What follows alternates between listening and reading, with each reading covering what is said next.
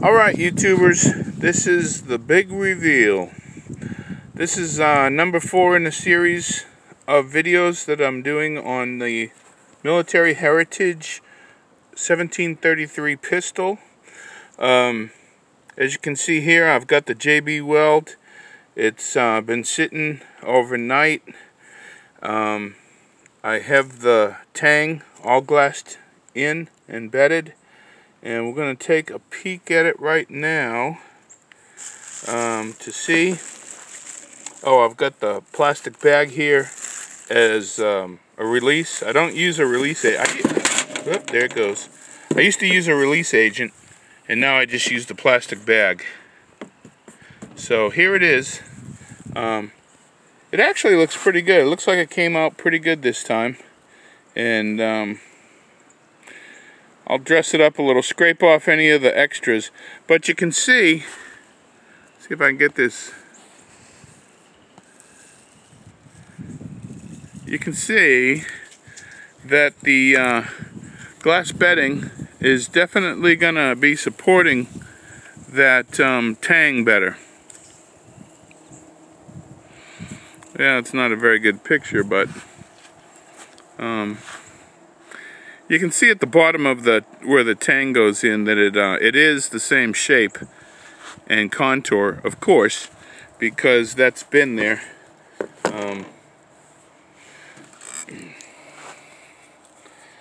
So it is now the exact shape of that entire breech, and it will support it much better, you know, for the heavier shots. I did, besides that, I did do boiled linseed oil on the final coating. So it's, of course, I stripped it. I scrubbed it down with the, here's what I used for the, you know, getting off the final layer of stripper and mineral spirits. But I think it came out. There's some burl, there's like a burl. I don't know if you can see, how good you can see it, but there's a burl right there where I want to put the thumb piece.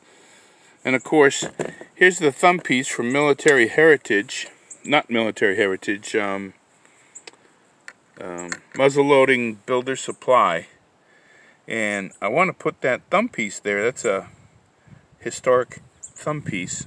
You know, that's an actual copy of a 17th or 1700s thumb piece. But the problem is it needs to go right about where that burl is, and I kind of hate to get rid of that burl, you know, cover it up, because it is so it's such nice wood. But yeah, I think the wood came out. If you been following this, you know that the wood was almost black with that brown paint that they apply. And I think this looks a lot better than the what they come with originally. And then, of course, I did end up doing the. You can see I've cut just a slight amount. This actually had a pretty good trigger pull on it, so I didn't go as deep as I normally do on this lock. I did go over a little bit, just to kind of, take it down maybe a half a pound or a pound. And then, of course, I went over this section here. This is the trigger return spring. Get a better shot of that. But that trigger return spring, I did go over quite a bit. I took off about a 1/16 of an inch probably, and it seems to have a much better trigger pull now. So this particular lock, although most of the locks are much tougher, I did not have to take as much off this main spring as I thought. And I think we can put that right in there. There we go.